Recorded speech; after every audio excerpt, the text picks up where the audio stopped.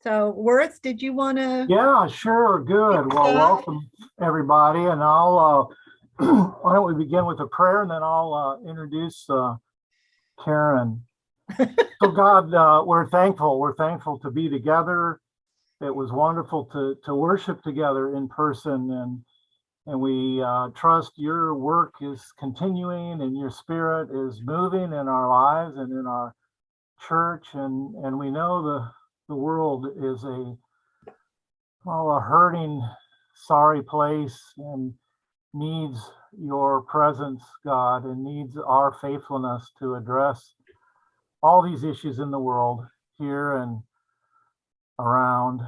So we are thankful for those organizations that we partner with and those efforts where we can join with others in faith to address the concerns and the issues and these problems in the world that keep us from your kingdom and your way lived out here on earth.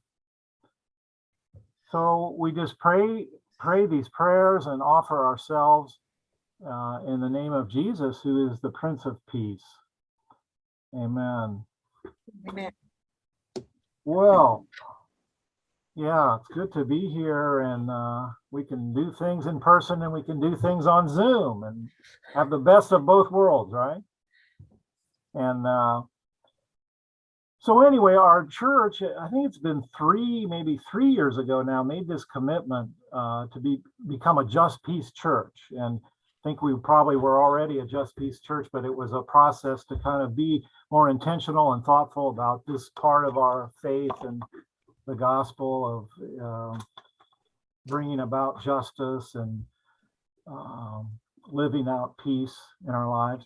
So that effort went through and we adopted that and are continuing to find ways to live that out.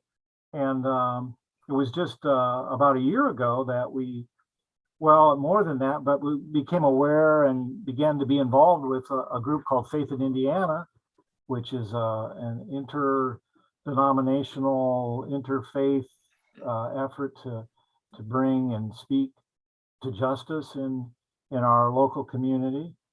And so we decided that would be a good kind of unifying focus for our Just Peace concerns. So we've been involved in that. We've joined as a congregation. Faith in Indiana, has done some things in the last few months. They're kind of reorganizing and finding new staff to continue their issues. One of the major issues that they focused on is gun violence and bringing peace to our communities.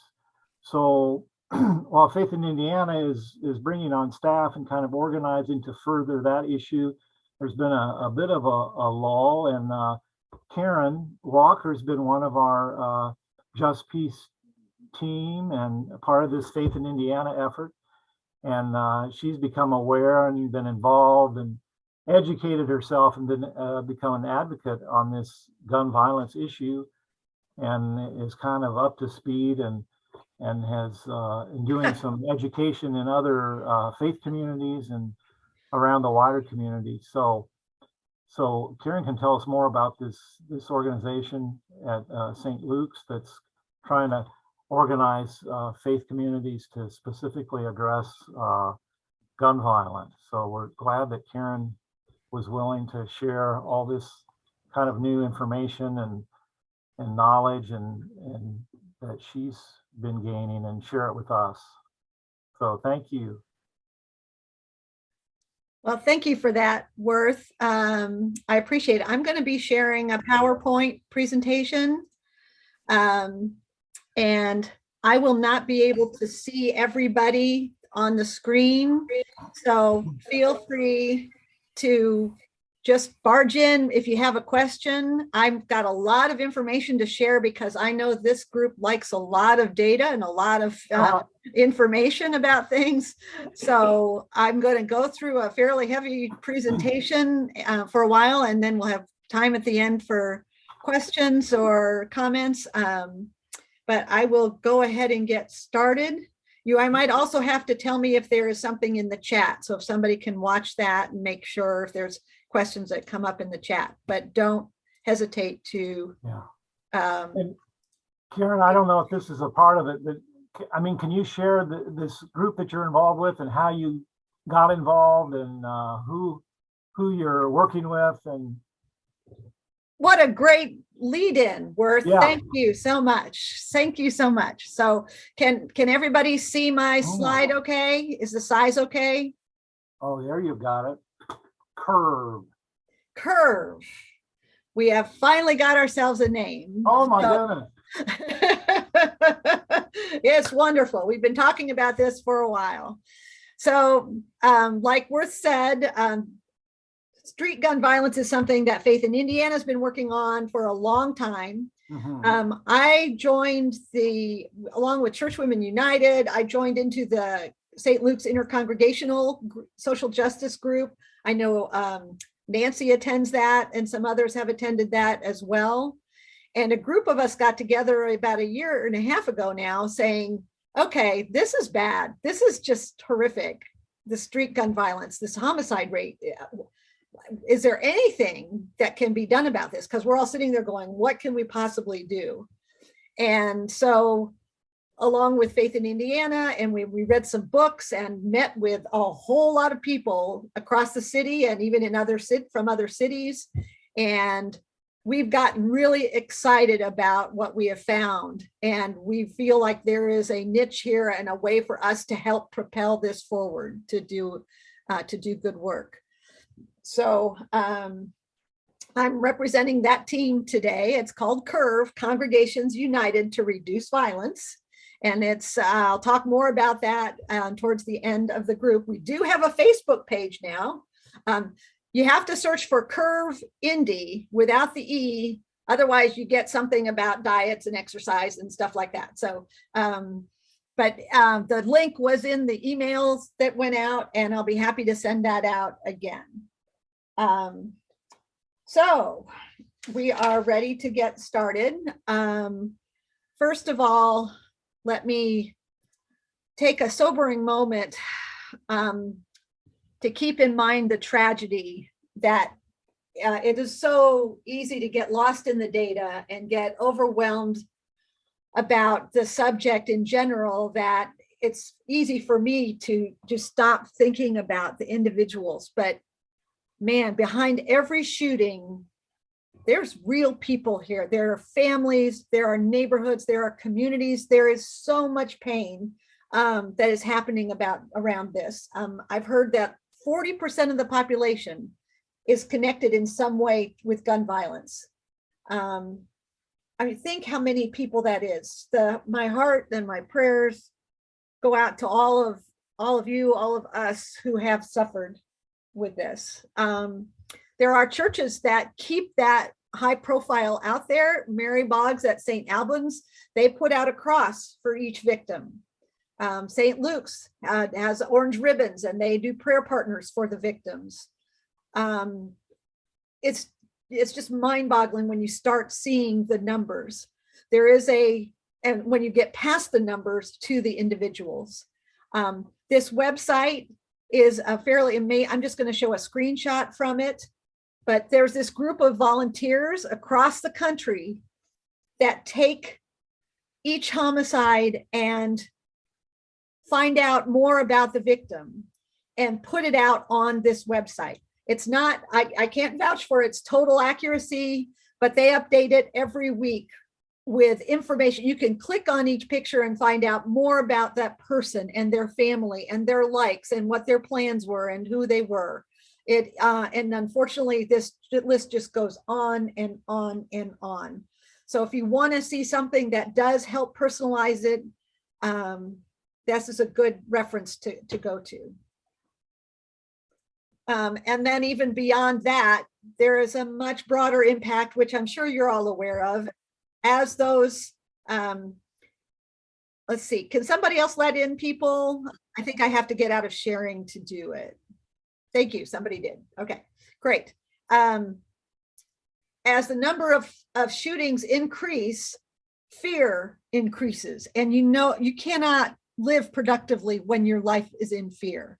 the economic impact spread, businesses leave, property values fall, taxes fall, it spirals down for everybody. This is not just for that family, it is for all of us. And even more violence is spurred by revenge, and then even more people, violence moves in because it's just the communities are too scared to do anything to stop. It just impacts all of us, and it's not broadly understood. Now, when we talk about gun violence, there are several different categories. This is a very complex topic, which is one of the problems we run into trying to talk about it. The one we are focused on is street gun violence. And I will be talking about that more in a moment. A lot of these have things in common. Yes, they all use firearms. But they also have very unique qualities about them. And that's what will help us in resolving them, is understanding the uniqueness between these different ones. It is a very complex topic. So when you look at solutions, that's just as complex, if not more complex. There are solutions that are broad, that try to deal with everything. Systemic racism is one of the huge root causes of this, and there is so much to be done to stop that at so many different levels. It's almost too big to bite off. But some strategies will work at a very narrow, such as mental health help for people, or gun safety, or there are facets all along here. Some strategies are aimed at those deep root causes, and things even like preschool, full day kindergarten, mentoring programs for middle schools, girls and boys programs, Exodus refugees, all of those are wonderful, wonderful programs, and those are all needed. But the ones that focus on kids are more for long term. That's not going to solve the problem this year.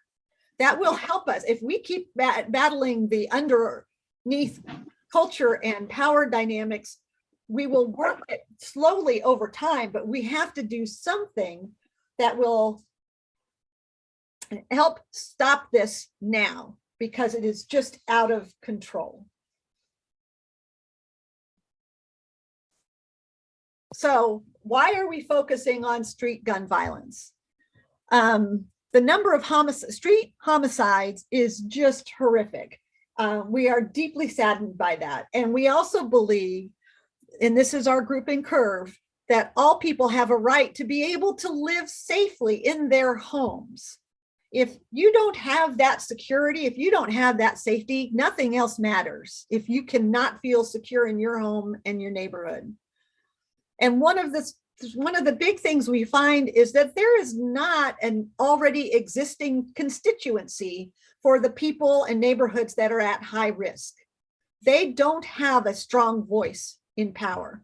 It gets drowned out very quickly. They need a voice with power. And those of you that remember doing the book, I'm Still Here, we talked about that with Austin Channing Brown. That quote in there fits us to a T. Staying silent is not an option for me anymore. I've been working hard on understanding how much privilege I have and how much that comes on the backs of other people who did not get the opportunities or the support I did. So my faith, my moral compass, and I think that's true for all of us, they're compelling me to use my privilege and my power and the advantages that come with it to help the disadvantaged and give voice to the voiceless. And then the biggest thing, frankly, is when we started studying this, we found out there is a strategy that works. That is what we're going to focus on today. There is a strategy that has been proven. It is data-driven. It has been proven. It works. It has even had success in Indianapolis in the past. So by golly, there is something that will help bring these deaths down now. So that's why we're here. So let's talk about street gun violence. What is street gun violence? It's defined as interpersonal community violence with a firearm. So this is not domestic violence. This is not suicide. This is not mass shootings. this is a very specific target that we are talking about, that were over 200 deaths last year in this particular category. There has been lots of studies done, and you'll see more about that have gone into specific cities, including Indianapolis, to understand what makes up this problem. They take all the homicides for over several years. They study them very closely. That's part of this program. And they have found things that are common across all of the cities they get involved with. One, it's primarily around illegal guns. The people using these guns will find a way around whatever laws there are there to have guns. They will do that. So this program works within our current structure of laws. I personally believe in stronger gun laws, more safety control, et cetera. I know most of us do, but trying to change those gun laws is not actually a key part of this program. So we're hoping to get a broader acceptance of this program because it's not going after people's right to have guns. Secondly, they have found that it is a very specific group of people that is involved in this. When they look at it, it's primarily men, although it's now being more and more women. It's primarily 25 to 35-year-olds. It is not teenagers. It is people who they can identify a group of people, usually it's less than 500 people, that are at high risk to be involved with gun violence. The police will tell you, they know who is going to be involved. They know, they just have not been able to get a handle on it. And part of the reason of that is that there is not a lot of trust. We've seen all that between the neighborhoods and police, between the police and the criminal justice system, between the people in the criminal justice system. There is a very strong lack of willingness to be a witness. They try and talk to people in the hospital after they're shot, and they will not name who shot them because they don't believe that it will be taken care of, that they have to go take care of it later. So that continuing violence just leads to more fear, increased retaliation. It's a vicious circle.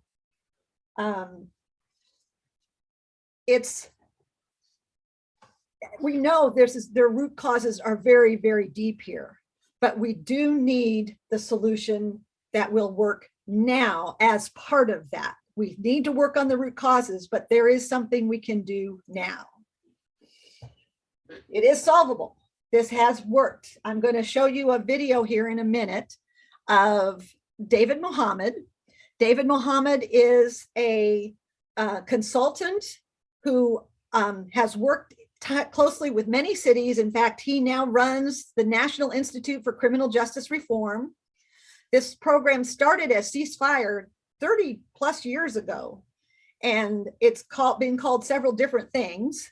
Our city is calling it something else, but it has been shown to reduce homicides by 30% or more within 1 year of being fully implemented. It can take a year or more to get it going, but once it's going, 30% or more within a year decrease. Think how many that is.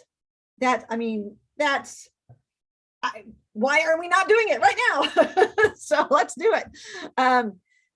At the same time, there will always be hardened shooters. We cannot get away from that. They must be dealt with appropriately through law enforcement, very toughly, but there are many in the culture that want a way out, and this is the way to help. So instead of me talking this whole time, I am going to share with you it starts in the middle, so sorry for the jerky start, but David Mohammed, who the city is now contracted with his organization, talks about how it was implemented in Oakland, which is what they are starting to do now here. And this is what we want people to understand, is what is happening here. So give me a chance to, let's see, how do I do this? Okay, screen sharing, change share.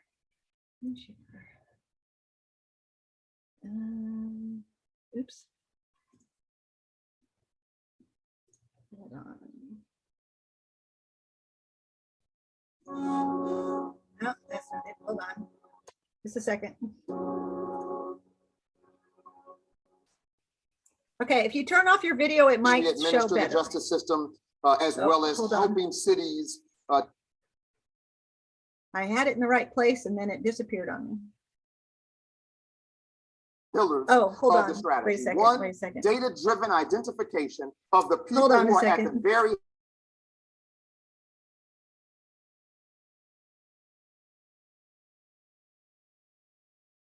people who are most at high risk.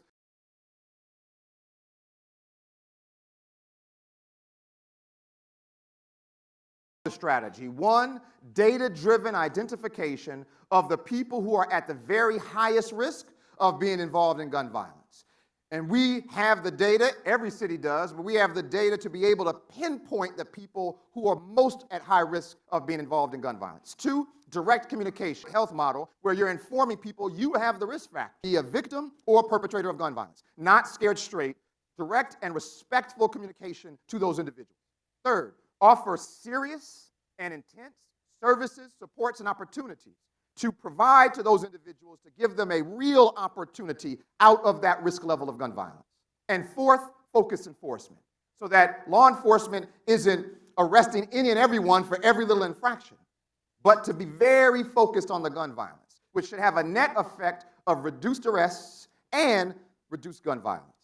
So, in the city of Oakland, we have several partners in this work. There's no one agency that leads the effort. There's several partners.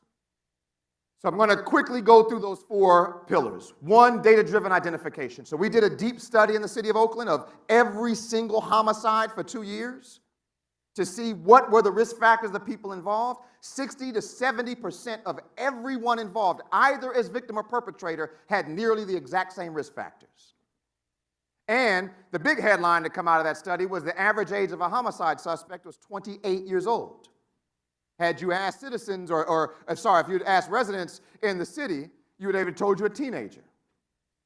Almost every single city is the same. Philadelphia, the average age of a homicide suspect is well over 21 years old. So, in Oakland, there's about 415,000 people. About 20,000 are under some form of community corrections supervision, probation, parole, and those types, way too many. But only about 300 have these risk factors that make them extremely at high risk of gun violence. A very small population that we can engage. The risk factors that they have, and so many people say too many people have these, it's not true. Too many people have 2 or 3. Very, very few have 4 or 5. And when you have these factors of 18 to 35 years old, significant criminal justice involvement, so when Oakland has 7 or more previous arrests prior to the shooting incident, associated with an active crew gang group. We don't really have traditional gangs in Oakland, so we call them crew gang groups. And that's just for identification purposes, not for some gang intervention, gang law enforcement work, but so that we can say these are people we can identify so that we can provide appropriate intervention and support. One of the biggest risk factors nationally of being shot is that you've been shot before. And then people who have a fellow friend, i.e. group member who's been shot recently. 2 is direct and respectful communication. Sit down with them and explain to them, here's the risk factors you have. You are likely in the next 12 months, without changing anything, to either shoot someone or be shot. To provide direct and respectful communication. 3rd is to provide intense and real support. Not handing somebody a card or a piece of paper with a bunch of organizations that they can call. So in Oakland, we have this community of support. 14 people whose full-time job is to be in relationship with the people that we've been identified as at high risk. And they are provided stipends for their time and to engage. Not huge amounts of money, but amounts of money to get their attention, that we often say, come for the incentive, stay for the relationship. They have employment opportunities, but the biggest thing they have is life coaches, credible messengers. People who have often been incarcerated themselves or from their neighborhoods, who have similar lived experiences, transform their lives, and now their full-time job is to be in relationship with these individuals who have been identified as high risk. So the strategy is identify those individuals, locate them, and then engage them. And what engagement looks like, we had to change what traditional case management looks like. It's not just service brokering. These are people who have been offered services before, but to be in a relationship with them.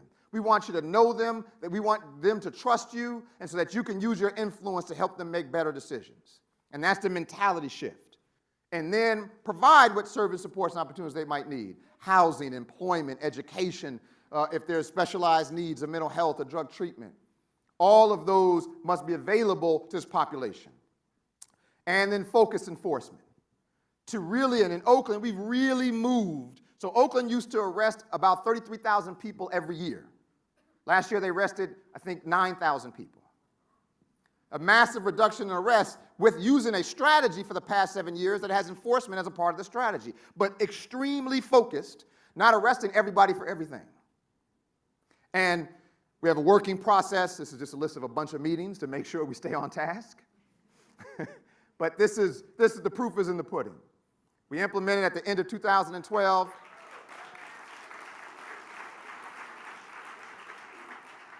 And 6 consecutive years of decline. Half of our shootings and homicides were cut. We cut them in half and are still going. The good thing is this strategy is still the #1 strategy in the city that has the focus of the mayor, the police chief, the service providers. Even though in the last 7 years we've gone through 2 mayors and 6 police chiefs, this has been still the city's #1 program for violence reduction.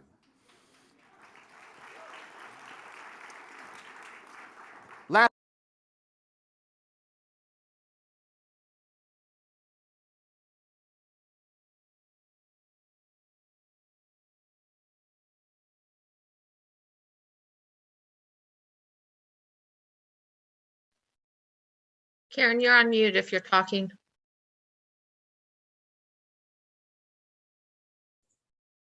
Okay. So we're able to hear that all okay? Yes? Okay. All right. So, I have read about several different cities who have implemented this where they do this research. They build cases so that these people they talk to, they will pull them into meetings and say, you are either going to be arrested or dead real soon unless you take advantage of this. And they become credible. Sometimes their mothers are dragging them in if they're younger, but a lot of times these people, 70% of the people who come in voluntarily, they come in and they stay with the program. I mean, it is amazing how much people need some way to get out of the loop. That is what just tugs at my heart so much, is that these folks are usually people who just don't have any other choice in navigating their days. They've tried, they're just stuck in where they're at. And this is a way of offering them a way out rather than waiting for 20 years for racism to end. It is offering a way out. Not everybody will take the option, but most who take it actually stay on it. Trust is key. Part of it is once it gets going, communities start being communities again where they monitor themselves and each other. It's no longer eyes down, not looking because of fear. They are building the communities back again. They are taking back their communities. And then with them trusting the police and understanding the services better, it just builds and builds from there.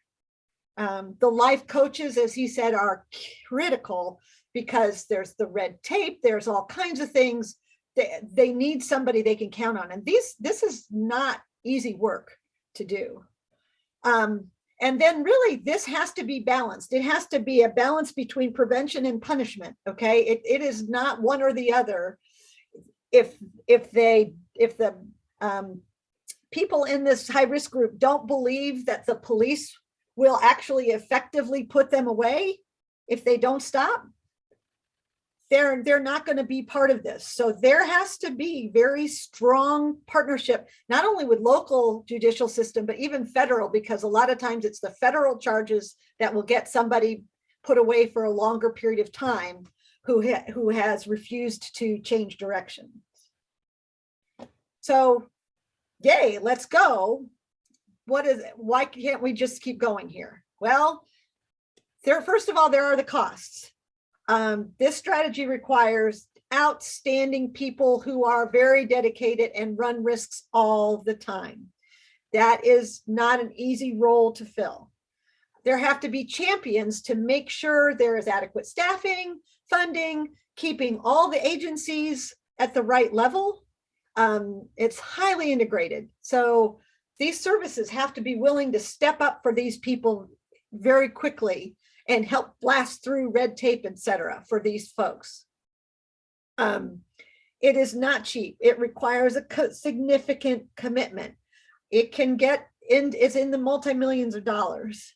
But on the other side, the cost of the violence and this, not only just the lives lost and the suffering, but even the actual dollar costs far outweigh the cost of implementing this strategy once it gets going. The National Institute of Criminal Justice Reform has, there's a website you can look at, out there, I think I went twice there. There's a page that they did in Indianapolis. How much does it cost to deal with a shooting? Now I'm not going to vouch for their total accuracy here. They are very good at sharing the details behind how they came up with this number. There are several different categories. You think about the, lawyers and jail and hospitals and et cetera. It is expensive to deal with these shootings. It is expensive in all different kinds of ways. So if you think about, I think this is probably more of an upper limit. It is not an average. This is nowhere near an average, this 1.2 million per homicide shooting. I think maybe that's an upper limit. But even if it was only a third of that, less than 500,000, if our program costs $10 million and we can reduce 30% of 200 homicides in a year, we just paid for it. Even if it's only a third of this amount. Does that make sense to everybody? Okay, well, let's move on. So what is happening? What is actually happening in Indianapolis? We have partnered with the NICJR. David Mohammed has done some talk. He has talked with our group specifically. He has been on town halls. They have committed to having staff here. We've got a long-term contract with them now. This is being run out of the Office of Public Health and Safety, and they have named it the Gun Violence Reduction Strategy, GVRS. They've spent a long time trying to find the right person. Tony Lopez is now the deputy director leading this program, and they have the funds to hire 50 people to fill those positions that David Mohammed was talking about, the interrupters that are on the street and the life coaches that help these folks move on. Better than that, the American Rescue Plan has included dollars specifically for this type of program, and the city has earmarked $37 million over the next 3 years towards this program. So it is funded for now. It is actually funded if we can do it right. In fact, I don't know if you heard in Biden's State of the Union address, he said something about we need to fund the police, and part of that funding is for interruption programs. This is what he was talking about. So we are actually starting. There's been billboards. The OPHS has been meeting with the public. We have the funds. It is starting. It is moving, but this is only the beginning. This is not an easy job to do. There's a lot of critical success factors here. So for one, and we don't have them all lined up yet in this city. We are not all there. We need close cooperation among many service agencies. If you'll notice, you'll see the police chief in press conferences with the mayor, and they're on the same page. And then immediately afterwards, the head of the Fraternal Order of Police will take a different tact. If you'll think about our local directions versus the statewide direction, they are not on the same page. This is not an easy, even though we think it should be a no-brainer, there are a lot of reasons people are not necessarily in favor of this. This needs champions. It needs strong leadership to keep it going. It needs to be really well implemented, and it needs to be kept going. It gets smaller in certain areas over time, but you have to keep the momentum up. It's not you do it 1 year and then it's down, the homicides are down and they'll stay down. It becomes part of our DNA. It is changing our attitude on how we deal with the problem. And not everybody is ready to do that. So, but this is also very data driven. So there should be objective, nonpartisan data on what is working well and what needs to be adjusted.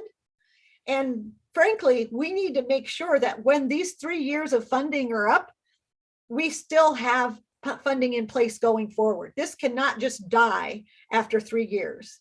And that's a very strong likelihood if we don't have full community support with this or for this effort. There are lots of challenges to this. Besides, you have the critical success factors. This thing gets easily politicized. It is not an easy sell. I mean, think about it. Frankly, the city of Indianapolis is trying to solve all gun violence, right? They are taking on mental health. They are taking on domestic violence. They are taking on suicide. They are taking on all of these things.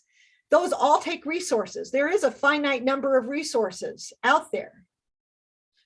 We do believe that this program will actually lower costs quickly, short term. Some people try to ignore this. They see it as, well, this is just the inner city. This is just people who have chosen to live this way. Why should we be spending some of our resources on people that have made their choices to live that way? I think we've had enough discussions in our church to understand that not everybody has had a real chance to get out of this culture. And we believe everybody has that right to that chance. It also tends to get thrown into the tribal argument that this is soft on crime because we are paying people to not shoot, or we are giving people more help than, quote, they deserve. I mean, or that this is about gun control, that, we're talking about taking away people's guns. We can't do that. So they want to throw it out without understanding that this has wins for everybody. It is about prevention. It is about enforcement. It is about saving lives. We believe this should be able to get a broad support. Another thing that happens, you heard him say, they went through 6 police chiefs, they went through a couple mayors, and it's still going. The reason for that is that the community demanded it. So it became something that all the candidates had to agree to for people to vote for them. It was not a political ping pong that people could throw under the bus and say, well, I will change the way we're going. I will shift directions and make it happen faster, or I will do this. I'm going to change it. People try and put their own stamp on it when they become leaders. That is not what this is. We need it to be part of our DNA. And again, there is not a big constituency for this group of folks. We want to embrace and be inclusive of all and use our power and privilege to give this a voice. So, community support. We need to demand that these agencies all work together. We must demand communication and accountability. We must insist that this strategy be adopted fully and faithfully and into the future. In my reading I've done, I've seen things like even Indianapolis. Indianapolis put this in place with the help of Faith in Indiana in the 90s. And they did lower homicides by 30%. It worked. But then there was a leadership change and they changed the direction and it fell away. We need to understand the attitude shift needed to help support giving people a chance at real life here. And that is a harder sell, but that is where our communities of faith come in, because we believe in the redemption. We believe in in everyone having that chance and love. And it's heartbreaking to think about these people. If only somebody gives them a real chance to get out of the culture, they will take it. So that is where our organization comes into play. Curve is starting with congregations. Like I said, it came out of the Intercongregational Social Action Committee. We have about 20 core members from 10 different congregations, Christian, Catholic, Muslim, Jewish, and very excited about that. We have been meeting for over a year and trying to figure out what's our role in this. And as I've been saying over and over again, it's community support. We want to inform the public about this topic. So when you see something about violence interruption or anything else about this program, you understand what they're doing and that we are building a united voice to keep this going well so we can stop the shooting. Within our team, we have now split into, we've got four, well, you haven't split because several people are on multiple teams of educators, which is a team I'm on to help do these kinds of talks. There's influencers that work one-on-one with key leaders in the city. There are networkers that are working to build coalitions with other organizations. And there's researchers that are keeping track of what's going on, as well as news and what's happening in trends in other cities, et cetera. So we are building a very strong organization with this. The next team we're trying to form now is a social media team. We don't have a lot of people on our team that are very experienced with social media. So we're hoping that will start very soon. We did get some help to get a Facebook page put in place. This is the link for it. It was also in the emails from the church. This will help us build our platform. If people can go to that page and like it, it'll help it build higher on search. This picture is from St. Luke's when they did an orange ribbon service or process where they put the victim names on ribbons and people took them as prayer partners. I went to a memorial service that they did at the end of the year where they went through everyone who died last year and people talked about the ones that they had been praying for. It was very, very moving and it kept my passion up for this. So maybe there's something our church could do similar to this. So what it comes down to is how can we help? What can we do?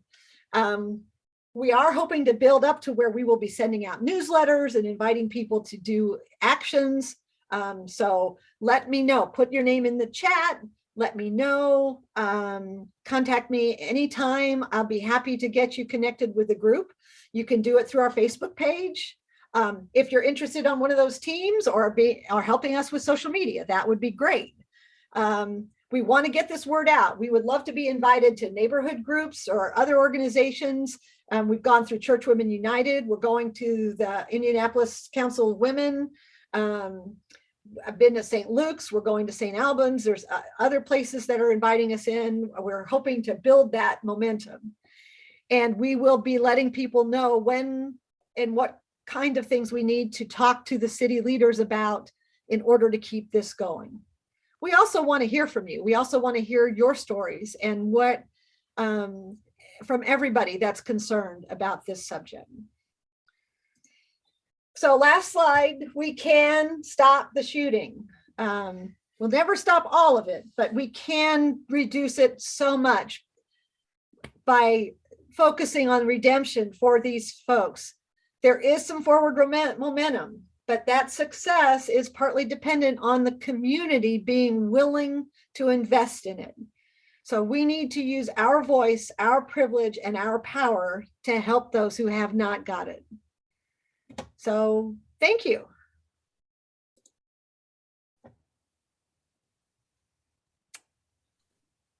Okay, I'm done sharing. That's really what I had to present. I hope I wasn't talking too fast. I tend to get worked up and going. We will be sharing this presentation with the links in it for the different websites that were referenced. But does anybody have any questions or comments they'd like to make right now? Yes, Judy? Recently, I read about a program that Indianapolis has put into effect, tracing gunfire in a particular neighborhood. That would be part of that data gathering. There's Gunfire, with a computer program, exactly where the gun was fired. Was that part of this effort? There's always been, I'm going to hedge. There's always been lots of different efforts at collecting data on this. What this group does is it hires analysts to take all the data that's there from a bunch of different organizations and analyze it to get to the down and dirty of what's really happening. A lot of times the police will think they know, but it's not quite that, or there's more to dig into by looking. They actually dig into the arrest reports or the lack of arrest reports and really try and narrow it down. So they will pick a very specific neighborhood. So some of the things that happen, they will pick a very specific neighborhood and it'll be successful while they focus on that neighborhood. And then somebody will get excited and try and grow it by a factor of 20. Yeah. Well, if you don't have the resources to focus on 20 different neighborhoods at one time at that same high level, it's not going to be successful. You have to be very planned out at how you're going to approach it and let each community build up as you go so they become more self-sustaining. So it is kind of a fragile road that has to be stayed on, if that makes sense. Yeah.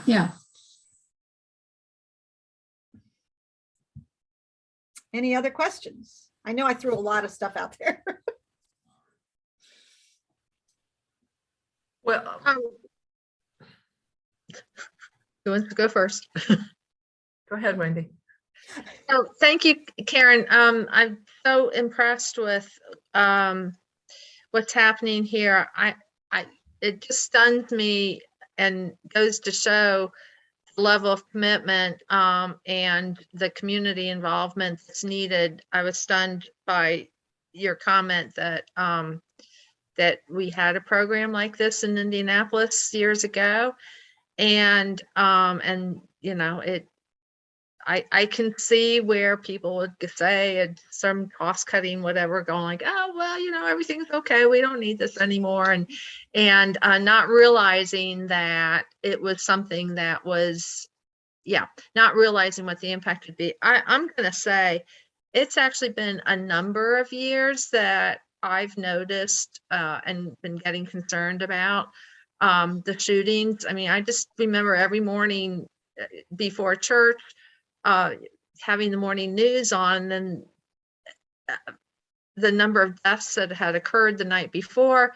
And I mean, and it's been a number of years that struck me. And so I'm just so thankful that there seems to be, the solution, and B, that Indianapolis has adopted it. And I understand that that's what folks like me can do, is to help support this and help understand that this is needed and it needs to be going on an ongoing basis and not just a temporary fix. Thank you. Great PowerPoint, Karen, and I really appreciate all the effort and leadership that you've already invested. My question is specifically, what can we in this congregation do? I mean, aside from maybe we can't join one of those committees, but are there other ways that besides, I don't know, should we contribute money? Should we sign up for the newsletters and like you on Facebook? What additional things were you thinking that we could do at this point? Oh, thank you, Carol. I appreciate that comment. And that's part of what we've been wrestling with. So how do we do this work? the Office of Public Health and Safety has started putting out a newsletter, and they've started doing town halls. And that's where David Mohammed has talked as well. So the more people that sign up for those, and we'll be putting that kind of stuff on the Facebook page, Okay. the more people recognize that this is needed, the better it'll go. I think we will probably be building communications where we will ask churches to sign on to this in a non-political way, support for, I don't know if we'll have letter writing campaigns like Bread for the World or what that'll look like yet. Right now, we are trying to support the city in getting it launched without getting in their way. So, because if you can imagine, there are so many different organizations involved in this arena. You think about Moms Demand Action, Hoosiers Concerned About Gun Violence, Stop the So Violence. does the money that's been appropriated, Yes. So there's $12 million per year for the next 3 years for this interruption program specifically. And then on top of that, there's another, I think, $50 million a year, maybe, that is to the service organizations that will work with all those folks. Okay, because that is what is needed, is that help for helping those folks get into a different path on their life. So they are doing rounds of awards of parts of that 50 million, and it's going to be to 50 or 100 different organizations. So it's going to unfortunately get pared down to where it's difficult. But those are community centers, community cleanups, mentoring programs, paying for the life coaches. I mean, some of these, one of the things we are hoping to be able to do, I know somebody at St. Luke's, Betty Brand, is working on, how can we support those people that are in those high stress, high danger jobs where they actually, if they know something's going down, they go out and try and stop it. One of the leaders, Mary is one of the leaders of our team, along with Anthony Beverly. He has an organization called Stop the Violence, where when he hears about a shooting, he helps both families. And part of it is the family of the shooter is in danger of the retaliation. So he will help them get out of town until it cools down. I mean, there is so much needed to help stem the tide of this. And so they're getting those millions of dollars as well. so I assume there's money for training the people that are going to be the interrupters and the interveners? Yes. Okay. Yes. I mean, actually, they have been trying to do this over time. They had Shauna Majors was in a role before Tony Lopez. I don't believe she got enough of the training. She came out of the prison system administration, helping people get back into the community. And she focused on some of those programs, and then they trying to hire the right interrupters. I mean, thinking about the people who have street cred that people are going to believe are going to be people who have been through this, and being able to compensate and work with folks enough to keep that going. It's dangerous, and they deserve a lot of support and compensation. So we're trying to figure out, how do we help with that? I mean, I don't think we fund it right now, but can we send them gift cards? I don't know. That's why, I mean, Faith in Indiana is so important, because we don't have, or I personally don't have, direct connection to the communities that are directly involved in this at this moment. Thank goodness. It's too close. It's too close. It is impacting me anyway, but I don't know what is needed. Faith in Indiana is there to help us understand what those communities need in order to build. Our church could get involved in perhaps, cleaning up a vacant property, or or building a house with, the same thing with our Habitat for Humanity. All of those things make a difference in building back a community. I think politically it gets into supporting what the city's trying to do, maybe not what the state's trying to do. but we can't get into that here. It depends on what you're talking about with that. So it's complicated. And that's one of the things we're dealing with is the complications. There's so much happening all the time around gun violence. And we want to make sure that this maintains the focus it needs. Karen, touched on something I was going to ask about, and that is Faith in Indiana's role in all of this. Can you elaborate? I don't know all of the story. I know in the 90s, they were instrumental with getting it in here.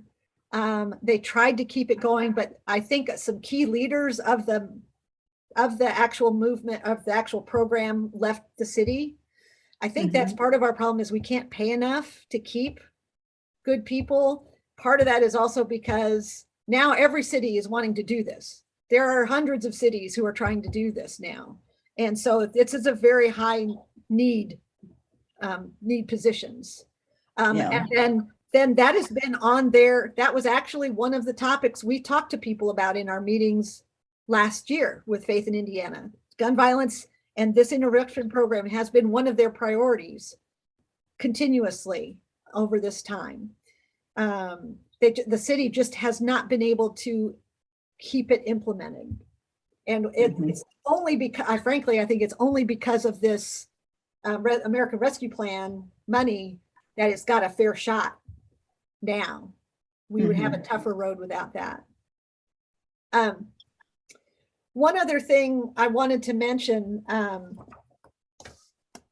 one of the things I read about, and I don't have the details on the study, I'll have to go back and find it somewhere, but they were able to show in a study, and this just makes common sense, but they have some data, that programs that are there to help children to get out of the hopelessness of where they're at, whether they're kindergartners, elementary kids, middle school kids, they are so much more successful if there are also programs that are successfully helping their parents and their relatives. Because if they don't see hope for those folks, then they are not going to buy into, even as kids, they are going to be much harder to reach. And then vice versa. It's both ways. The adults in the neighborhood who feel hopeless, if they don't see their kids having a chance, they are not going to buy into this because they don't believe that people care. So it takes all of these programs. It takes the long-term programs and these short-term programs to help stop this. But it is a hard sell. A lot of people don't think we should spend any resources there.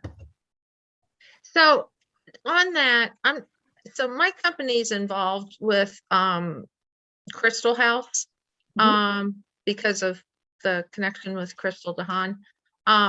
And Crystal House has a school here in Indianapolis that the mission is to be helping providing good education to kids who at-risk kids. And I'm not really sure what the parameters are.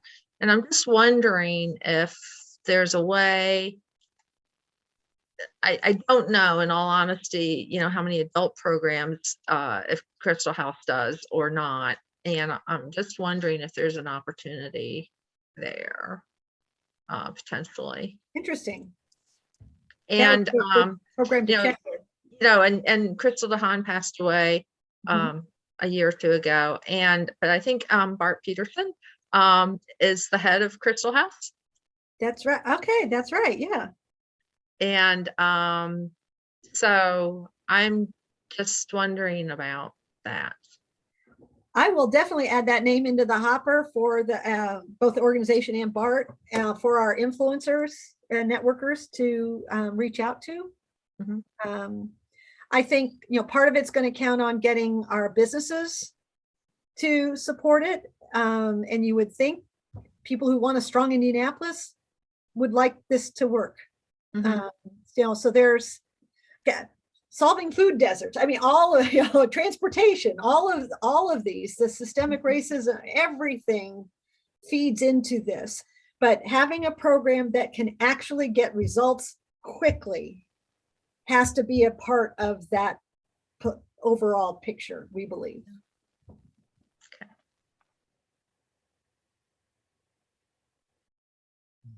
Mary, is there anything you would like to add?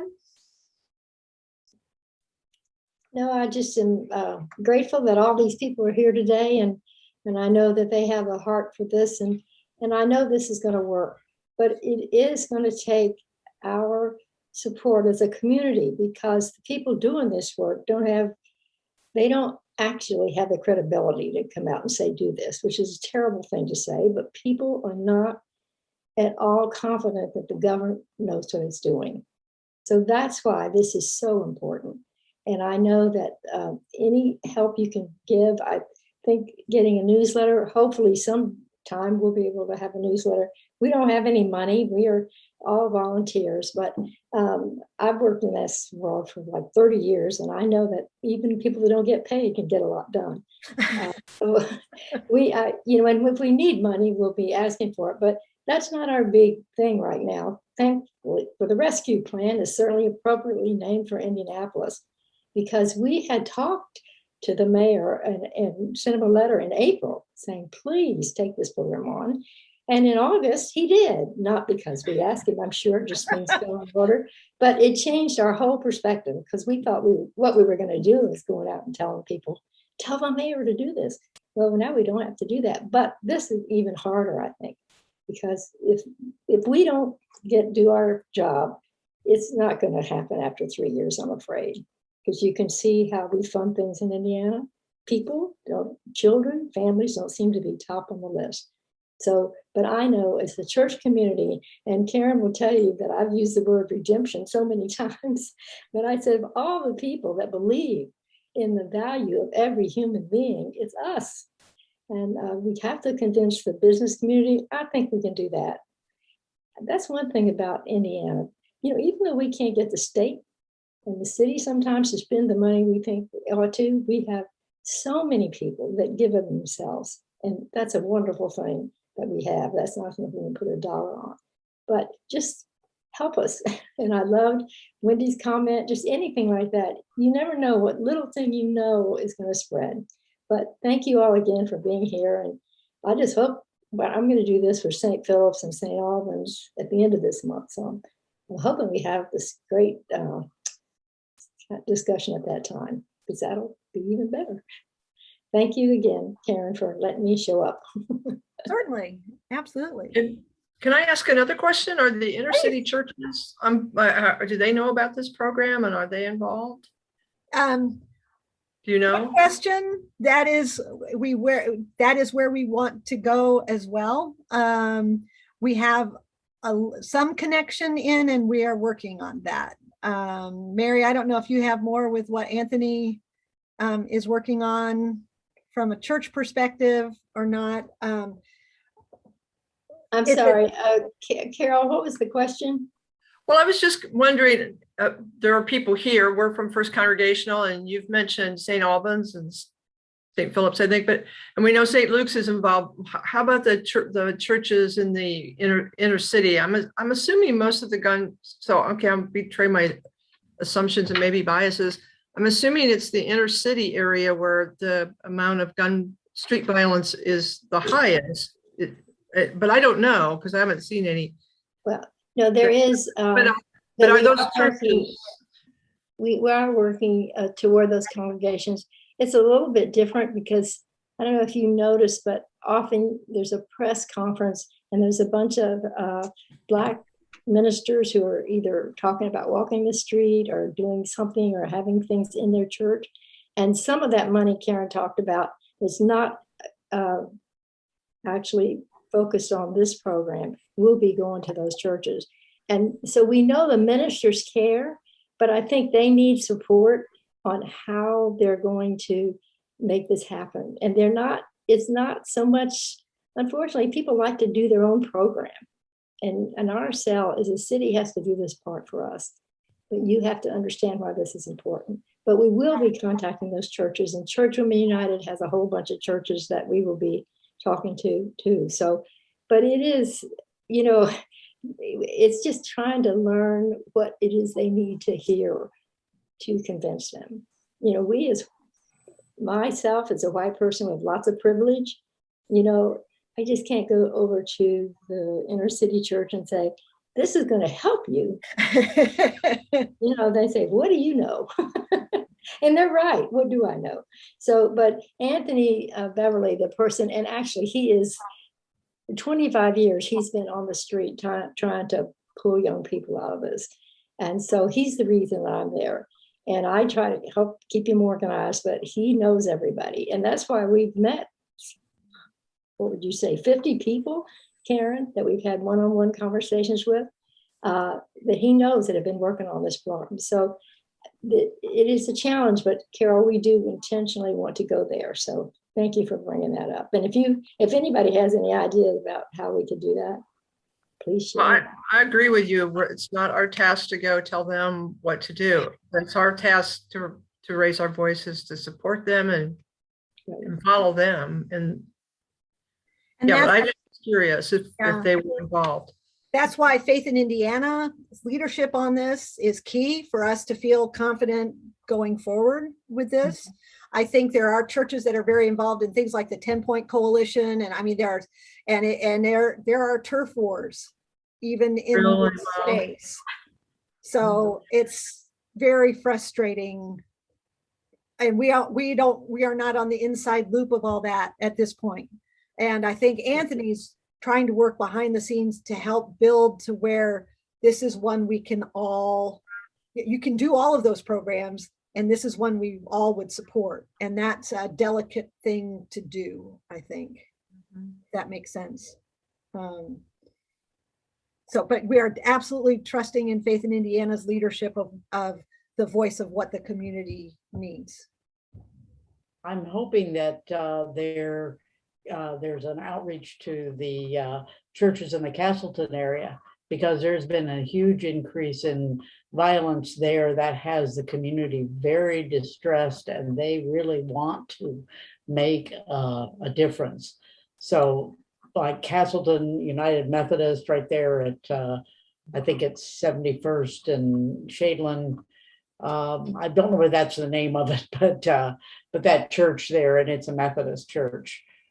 We've actually talked to that group. There is a Shadeland Coalition. I can't remember exactly what it's called, that has been working on several different aspects of this because of that, what you've talked about, Sandy. And we have talked with them to see how much alignment we can get with what they're doing. Is that something we should replicate? Is that something they can support us and we can support them? So we are in contact with that group. They have struggled to get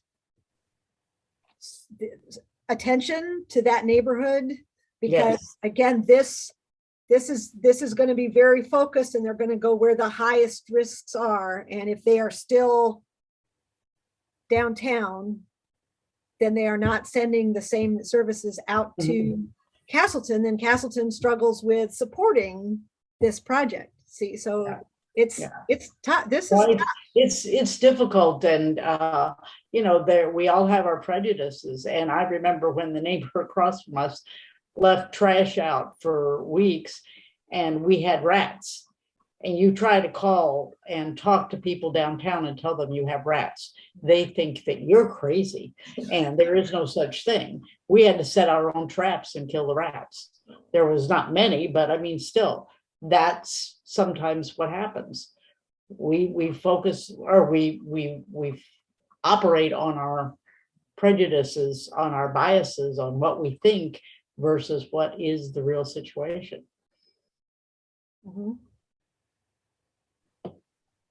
I mean, I was horrified by what happened at FedEx last summer. That is not covered under this topic. No. That's a whole separate situation. I was horrified by what happened at JCC this week. Oh my gosh, how close that is.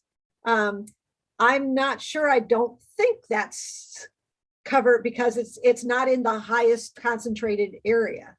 But that's part of the idea, is if we don't stop it in the highest concentrated area, it spreads. And what I have heard about national gangs moving in to cities where this violence is not being controlled, where it is gone to where it's all retaliation, not the police taking care of it. And the police are as frustrated as everybody. I mean, they're trying. So that scares the heck out of me that we could be inviting more major gang violence into our city if we are not saying no now in a way that works. And this is by, if we help people, they won't let those gangs into their neighborhoods. That is how that works.